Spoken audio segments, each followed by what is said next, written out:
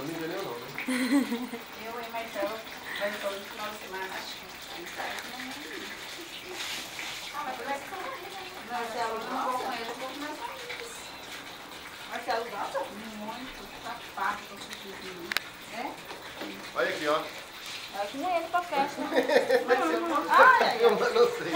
Vai pra festa. Vocês vão parar lá na... Vai colocar no DVD. É difícil no final de semana que eu não vou com ele.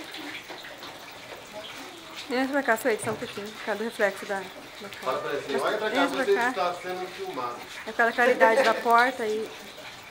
Ai, meu Deus. Ai, o telefone fica ali. Tô escutando tudinho. Isso aqui é uma gravação. Você vai sair lá, você passando a mão assim. Ô, Suede. Você vai, aí, ó, Esse aqui é uma gravação, né? Que bicho do mato! Ora!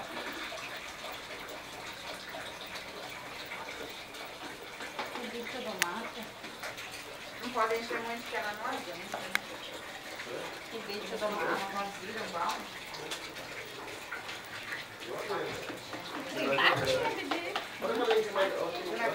Fazer propaganda do meu livrinho. Eu quero lá e...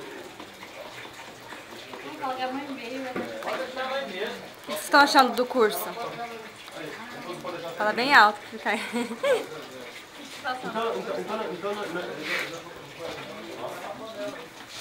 Muito interessante. O leite. Vamos ver a reciclagem do leite.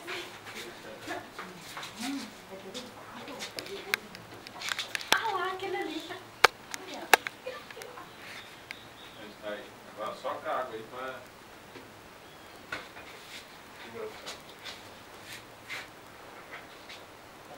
Aí, agora só com a água. Não, porque ontem estava chovendo, aí hoje o sol não. E aqui no sol quente nessa coisinha vai ser quente. Só esquentar aqui, ninguém gosta de ficar aqui dentro. Aí, Né? tá desse tipo aqui, já não tá aguentando? Se esquentar. Eu não vou, Elas vão virar bolo aqui. Hoje a tarde vai ser mais rápido.